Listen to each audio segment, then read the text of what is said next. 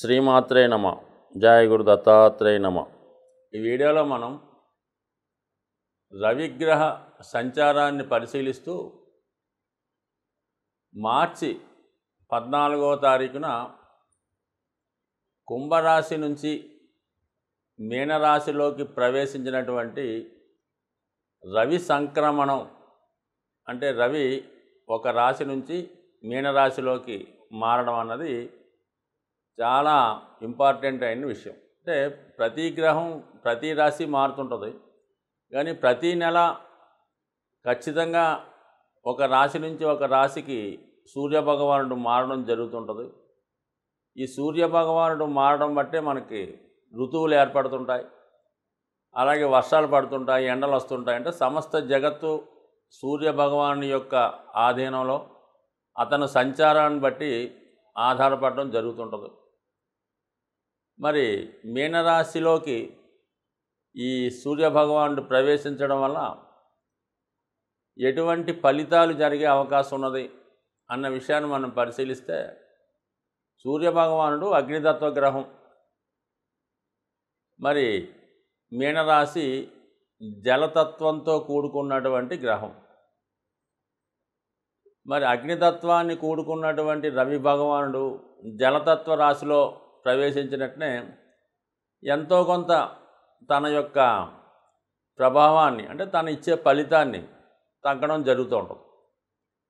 So సాధారణంగా జన్మజాతకంలో కూడా రవి జలతత్వ రాశుల్లో పడినప్పుడు, అంటే కర్కాటకంలో కానీ వృశ్చికంలో కానీ మీనంలో కానీ పడినప్పుడు కంపల్సరీగా జాతకుడు రవి బలహీనుడు అవ్వటం వల్ల అనారోగ్య సమస్యలు, లేదా కొన్ని సందర్భాల్లో ఏదో ఒక వ్యసనానికి, బలహీనతకి బానిస అవ్వడం జరుగుతుంటుంది. సరే, అది పక్కన పెడితే మనకి మీనరాశిలో రాహుగ్రహ సంచారం జరుగుతుంది. ఆ రాహుగ్రహం యొక్క నోట్లోకి ఈ సూర్యభగవానుడు వెళ్ళడం జరుగుతుంటుంది. ఒక విధంగా ఏంటంటే ఇది ఒక గ్రహణం అంటే కాదు, కానీ దీని ఒక గ్రహణ యోగం అని పెద్దవాళ్ళు చెప్తూ ఉంటారంటే అన్ని గ్రహాలు కూడా సూర్యభగవానుడికి దగ్గరగా వచ్చినప్పుడు తమ యొక్క ప్రభావాన్ని కోల్పోవడం జరుగుతూ ఉంటుంది. ముఖ్యంగా శుక్రుడు సూర్యుడి దగ్గరికి వచ్చినప్పుడు శుక్రుడు మరి అస్తంగత్వం చెందడం వల్ల జాతకుడు వైవాహిక జీవితంలో ఇబ్బందులు పడుతూ ఉంటాడు. అదే స్త్రీ జాతకం అయితే అనారోగ్య సమస్యలు, వివాహంలో ప్రాబ్లమ్స్, ఆర్థికపరమైన ఇబ్బందులు జరుగుతుంటాయి. సో ఇప్పుడు మరి సూర్యభగవానుడు అంటే రవిగ్రహం రాహు దగ్గరికి వెళ్ళినప్పుడు ఖచ్చితంగా రాహుకి తన యొక్క ప్రభావాన్ని కోల్పోవడం జరుగుతుంటుంది. కామన్గా రాహుగ్రస్త చంద్రుడు అంటే మనకు చెప్తుంటారుగా, ఈ సూర్యగ్రహణం చంద్రగ్రహణం జరిగినప్పుడు మరి గ్రహాలు బలహీనపడతాయని, ఆ సమయంలో అందరూ దైవ ప్రార్థన చేయాలని చెప్తూ ఉంటారు. బట్ ఏవైనా సూర్యభగవానుడు రాహు దగ్గరికి వెళ్ళినప్పుడు ఖచ్చితంగా మరి కొన్ని దుర్యోగాలు ఏర్పడడం జరుగుతుంటుంది. అందులో ముఖ్యంగా రవి పితృకారకుడు కాబట్టి మరి పితృదోషం ఏర్పడుతుంది. సహజ రాశి చక్రంలో పంచమ స్థానానికి రవి ఆధిపత్యం వహిస్తుంటాడు కాబట్టి, అలాగే సంతాన దోషం ఏర్పడుతుంటుంది. ఒక విధమైనటువంటి సర్పదోషం కూడా కొన్ని రాశుల వారికి ఏర్పడడం జరుగుతుంటుంది. రవి ఆత్మకారకుడు అవటం వల్ల, అటువంటి సహజ ఆత్మకారకుడు అవటం వల్ల, అటువంటి ఆత్మకారకుడు రాహుతో కలియటం వల్ల జాతకుడు తన యొక్క సహజంగా ఉన్నటువంటి లక్షణాల్ని, మంచి లక్షణాలని కోల్పోయి కొద్దిగా విరుద్ధమైన భావంతో ప్రవర్తించడం జరుగుతూ ఉంటుంది. అంటే రాహు అన్నది ఒక ఇండీసెంట్ బిహేవియర్ కలిగిన ప్లానెట్. అలాగే చట్టానికి వ్యతిరేకంగా, మన పెద్దవాళ్ళు పెట్టినటువంటి సాంప్రదాయాలకు విరుద్ధంగా, అలాగే సమాజంలో ఉన్నటువంటి న్యాయానికి, ధర్మానికి, చట్టానికి కొన్ని కట్టుబాట్లు గీసుకోవడం జరుగుతుంటుంది ఒక సమాజం అన్నాక. వాటికి వ్యతిరేకంగా ప్రవర్తించే ప్రయత్నం చేస్తుంటాడు ఈ రాహు. అటువంటి రాహుతో రవి కలియడం వల్ల ఒక విధమైనటువంటి, అంటే గురువుతో రాహు కలిస్తే గురుచండాల యోగం అంటారు. సో దీనికి అంత పేరు మనం పెట్టలేదు, కానీ మొత్తం మీద రాహుతో రవి కలిసి ఈ నెల రోజులు సంచరించడం వల్ల కంపల్సరిగా రాహు కొంత ఆత్మధైర్యాన్ని, ఆత్మబలాన్ని, వివేకాన్ని, సమర్థతని కోల్పోవడం వల్ల మరి ఈ రవి ఏ ఏ భావాలకి ఏ ప్రాతినిధ్యం వహిస్తుంటాడో వాళ్ళకి ఆయా విషయాల్లో ఒక విధమైనటువంటి ఇబ్బంది కలుగుతూ ఉంటుంది. అలాగే మరి ప్రభుత్వానికి సంబంధించినటువంటి ప్లానెట్ రవి కాబట్టి మరి రాహు మరి ఈ రవితో కలియడం వలన ప్రభుత్వ అధికారులకు ఇబ్బంది వస్తుంటుంది. అలాగే మినిస్టర్లకి, ప్రధానమంత్రులకి, ముఖ్యమంత్రులకి ఏదో ఒక అపకీర్తి, ఏదో ఒక అపవాదు, ఇలాంటి ఈ చెడ్డ పేర్లు రావడం ఇలాంటివి కూడా జరిగే అవకాశం ఉంటుంది. అది మరి లోక గోచారం ప్రకారం అంటే దేశ గోచార ప్రకారం ఈ విధంగా కొంత అపకీర్తి రాజులకి, అధికారులకి కూడా వచ్చే అవకాశం ఉంటుంది. బట్ ఏదైనా ప్రతి ఒక్కరూ కూడా మరి రాహు సంచారంతో నిమిత్తం లేకుండా ప్రతిరోజు కూడా సూర్యభగవాన్ని ఆరాధన చేయడం వల్ల, సూర్యుడిని పూజించడం వల్ల, ఆదిత్య హృదయం లాంటివి చదవడం వల్ల రవి స్ట్రెంత్ అవుతుంటాడు.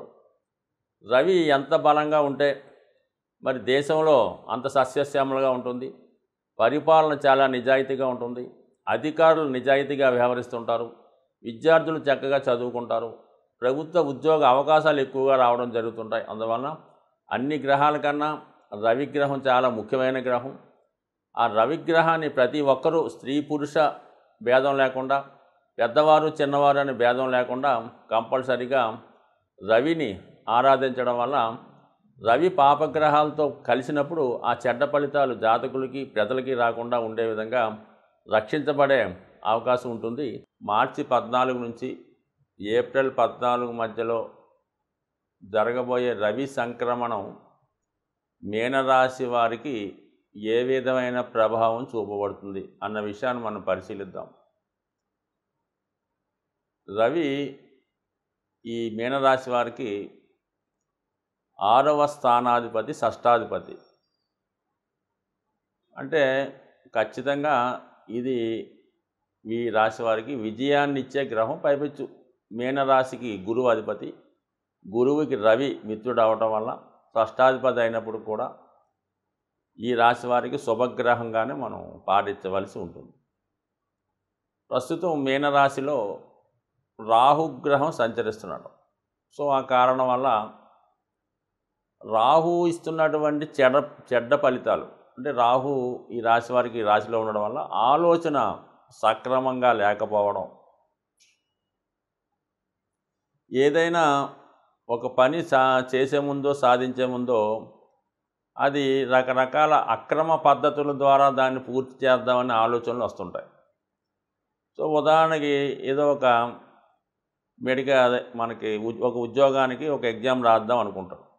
ఖచ్చితంగా ఈ రాహు ప్రభావం ఎలాగ ఉంటుందంటే డైరెక్ట్గా పరీక్ష ప్రిపేర్ అవ్వకుండా ఆ క్వశ్చన్ పేపర్ ఏమైనా లీక్ అవుతుందా, దాన్ని ఏమన్నా కొని మనం రాయొచ్చా, లేదంటే మనం రాయకుండా ఏ విధంగా మేనేజ్ చేయొచ్చా, లేదా డైరెక్ట్గా ఏదైనా ఉద్యోగం ఇచ్చేవాడు ఎవడన్నా ఉంటే వాడికి లంచం ఇచ్చి ఉద్యోగం సంపాదిద్దామా, ఈ విధంగా ఆలోచిస్తూ ఉంటాడు రాహు ప్రభావం వల్ల. అంటే స్వభావసిద్ధంగా మీనరాశి వారికి చాలా నిజాయితీ అయిన స్వభావం ఉంటుంది. గురువు దానికి అధిపతి కదా. అయితే ఇప్పుడు రాహు అదే రాశిలోకి రావడం వల్ల ఒక విధమైన గురుచండాల యోగం ఏర్పడింది. ఈ ప్రభావం నుంచి రవి రక్షిస్తూ ఉంటాడు ఈ రాశి వారికి. ఎందుకంటే రవి షష్టాధిపతిగా, రవి ఆత్మకారకుడు అవటం వల్ల ఖచ్చితంగా ఇటువంటి ఆలోచనలు చేయించకుండా నిజాయితీగా సక్రమంగా అయినా మన కార్యక్రమాలు సాధిద్దాం, ఎటువంటి చట్ట విధేయక కార్యక్రమాలు కానీ ఎటువంటి చెడ్డ కార్యక్రమాలు కానీ చేయొద్దు. అదే విద్యార్థులైతే చాలా నిజాయితీగా ఉండాలి, కష్టపడి చదివి పాస్ అవ్వాలి అన్నటువంటి ఆలోచన రవి యొక్క బలంతో రావడం జరుగుతుంది ఇప్పటి వరకు కూడా. ప్రస్తుతం ఆ రవి కూడా మీనరాశిలోకి ప్రవేశించడం జరుగుతుంది మార్చి 14వ తారీఖున. అంటే ఇప్పుడు రవి కూడా ఆత్మకారకుడు, సహజ ఆత్మకారకుడైనటువంటి రవి మరి మీనరాశిలో ప్రవేశించి రాహు యొక్క ప్రభావానికి లోనవడం జరుగుతుంది. అంటే దగ్గరగా రాహు దగ్గరగా జరుగుతూ రాహు నోట్లో పడడం జరుగుతూ ఉంటుంది అన్నమాట. అందువల్ల రవి కూడా ఇప్పుడు తన ప్రభావాన్ని కోల్పోవడం జరగడం వల్ల మరి జాతకుడు తన యొక్క ఆత్మవిశ్వాసాన్ని, ధైర్యాన్ని కోల్పోవడం జరుగుతుంటుంది. అలాగే ఆలోచన విధానం ఖచ్చితంగా చిన్న అక్రమ మార్గాల వైపు, అనెతికల్గా, అన్యాయంగా, నిజాయితీ లోపించే విధంగా ఆలోచనలు వస్తూ ఉంటాయి. సాధారణంగా సక్రమంగా ఈ మీనరాశి వారికి అంత ఇది ఉండదు, కానీ అంత ధైర్యం అయితే ఉండదు. అటువంటి వాటిలో ఎట్టి పరిస్థితుల్లో కూడా పాల్గొరు. అయినప్పటికి కూడా ఈ రాహు రవి ప్రభావం వల్ల ఈ విధంగా అవకాశాలు ఉన్నాయి. ముఖ్యంగా ఆరోగ్య సంబంధించిన విషయాల్లో ఏదైనా అనుకోకుండా ఇల్ హెల్త్ లాంటిది ఏర్పడే అవకాశం ఉన్నది. అంటే రాహు ఎప్పుడు కూడా ఏంటంటే తన ప్రభావాన్ని డైరెక్ట్గా ఇవ్వడం, ఇండైరెక్ట్గా ఇస్తుంటాడు. ఇప్పుడు రవితో కలిసి ఉండడం వల్ల రవి దేనికి కారకుడు? పితృకారకుడు, అలాగే సంతానకారకుడు. అందువల్ల ఏంటంటే ఇప్పుడు తండ్రి గారి యొక్క ఆరోగ్యంలో ఏదైనా ఇబ్బంది కలగవచ్చు, లేదంటే ఆయన ఏదైనా ఇబ్బందుల్లో ఇరుక్కునే అవకాశం ఉంది. ఒకవేళ మీరు 12 సంవత్సరాలు పిల్లలైనా తండ్రి గారికి ఏదైనా ఇబ్బందిగా వచ్చి ఏదో ఒక విధంగా చికాకులు ఇరుక్కోవచ్చు, లేదంటే ఏదైనా ప్రాబ్లం రావచ్చు. అదే మీ పిల్లల యొక్క ప్రవర్తన మీకు, ఎందుకంటే రవి సహజ పంచమాధిపతి కాబట్టి రాహుతో కలిసి ఉండడం వలన ఒక విధమైనటువంటి పిల్లల యొక్క ప్రవర్తనలో మార్పు రావడం, వాళ్ళ అలవాట్లలో కానీ విద్యా విధానంలో కానీ కరెక్ట్గా లేకపోవడం వల్ల మీరు కొంత మనస్తాపానికి కారణం అవడం కూడా జరుగుతూ ఉంటుంది. సో ఈ విధంగా మీరు మీ సంతానం వల్ల కానీ, తండ్రి గారి ద్వారా కానీ, వ్యక్తిగతంగా మీ ఆరోగ్యం, మీ అలవాట్ల వల్ల కానీ ఏదో ఒక చికాకు, అనుకోని వార్తలు వినడం వల్ల కొద్ది కష్టం కలిగించే అవకాశం కూడా ఉన్నది. సహజంగా ఇది 12వ రాశి అవ్వడం వల్ల మీనరాశి వారికి 2 గ్రహాలు చేరడం వల్ల మరి ప్రభుత్వం వారి వల్ల ఏదైనా పనిష్మెంట్ లాంటిది కూడా రావచ్చు. అంటే ఉద్యోగ సంబంధించిన విషయాల్లోనూ, దీర్ఘకాలకంగా ఏదన్నా సమస్య ఉంటే, కోర్టు సమస్య ఉంటే అవి అనుకోకుండా ఫైనలైజ్ అయ్యి మీకు నష్టాన్ని కలిగించడం కానీ, ఏదైనా కొంతమందికి లాంగ్ పెండింగ్ కేసులు ఏమన్నా ఉంటే ఈ సమయంలో అవి సాల్వ్ అయ్యి మీకు ఇబ్బంది కలిగించడం కానీ జరిగే సూచనలు ఉన్నాయి. అంటే ఇక్కడ 12వ స్థానంలో ఈ 2 పాపగ్రహాల 12వ స్థానం అంటే ఇది సహజ 12వ స్థానం. మీనరాశి సహజ 12వ స్థానం అవటం వల్ల ఖచ్చితంగా ఈ ప్రభావం అనేది మీనరాశి వారి మీద ఉండే అవకాశం ఉంటుంది. కాబట్టి మరి ఈ సమయంలో కొంతమందికి ఏదైనా ఉద్యోగరీత్యా కానీ, వేరే కారణాల వల్ల కానీ, వైద్యం నిమిత్తం కానీ, కొంత దూర ప్రాంత ప్రయాణం కానీ, విదేశయానం కానీ రావడం జరుగుతుంది. కొంతమంది ఏంటంటే కొంత ప్రశాంతమైనటువంటి ప్లేస్లో ఏదైనా కొద్దిగా ఈ జనజీవనానికి కొద్దిగా దూరంగా ఏదైనా ప్రశాంతమైన పుట్టపర్తి, తిరుపతి లాంటి ప్రాంతాల్లో ఏదైనా ఆశ్రమంలో జీవించడం కానీ సాధారణంగా జరుగుతుంటుంది. బట్ ఏదైనా ఈ రాహు ప్లస్ రవి కలయిక మరి కొద్దిగా ఇది షష్టాష్టకాల స్థితి ఏర్పడుద్ది. ఒక విధంగా గురుచండాల యోగం ఏర్పడుద్ది. ఒక విధంగా ఆత్మకారకుడు రాహుతో కలడం, ఒక విధంగా పితృదోషం మీ జాతకంలో ఉంటే అది ఈ టైంలో జనరేట్ అవ్వడం, అలాగే సర్పదోషం లాంటిది ఏమన్నా ఉంటే ఈ సమయంలో జరగడం, అది మీ పిల్లలకి ఇబ్బంది కలిగించడం జరిగే అవకాశం ఉంది. కాబట్టి దీనికి నివారణ ఏముంది? ఖచ్చితంగా మీరు సూర్య భగవాన్ని గట్టిగా ఆరాధించడం వల్ల, ప్రతినిత్యం సూర్య నమస్కారం చేసుకోవడం, ప్రతి ఆదివారం నియమంగా ఉండడం, ఆదిత్య హృదయం పారాయణ చేసుకోవడం, అలాగే విష్ణు సహస్రనామ పారాయణ వల్ల, గోవుకి గోధుమలు నానబెట్టి ఆహారంగా పెట్టడం వల్ల, ఇంకా వీలున్నవాళ్ళు నవగ్రహాలు ప్రదక్షిణ చేసుకుంటూ నవగ్రహ ఆరాధన వల్ల ఖచ్చితంగా మీనరాశి వారికి ఏదన్నా దైవ సంబంధించిన కార్యక్రమాలు బాగా కలిసి వస్తాయి. వీళ్ళు ఏమాత్రం కొద్దిగా దైవాన్ని విశ్వసించినా, దైవాన్ని నమ్మినా, వీళ్ళ యొక్క కష్టాలని, వీళ్ళ యొక్క బాధల్ని భగవంతుడే స్వీకరించి వీళ్ళకి ప్రశాంతమైనటువంటి, సంపూర్ణమైనటువంటి జీవితాన్ని, ఆరోగ్యాన్ని, ఐశ్వర్యాన్ని ఇచ్చే అవకాశం ఉంటుంది. కాబట్టి మీనరాశి వారికి ఖచ్చితంగా మీ వల్ల కానప్పుడు మీరు వేరే ఎవరిని ఆశ్రయించకుండా కేవలం భగవంతుడిని మాత్రమే గట్టిగా ఆశ్రయిస్తే మీ సమస్య 100% ఖచ్చితంగా సాల్వ్ అవుతుంది. స్వస్తి.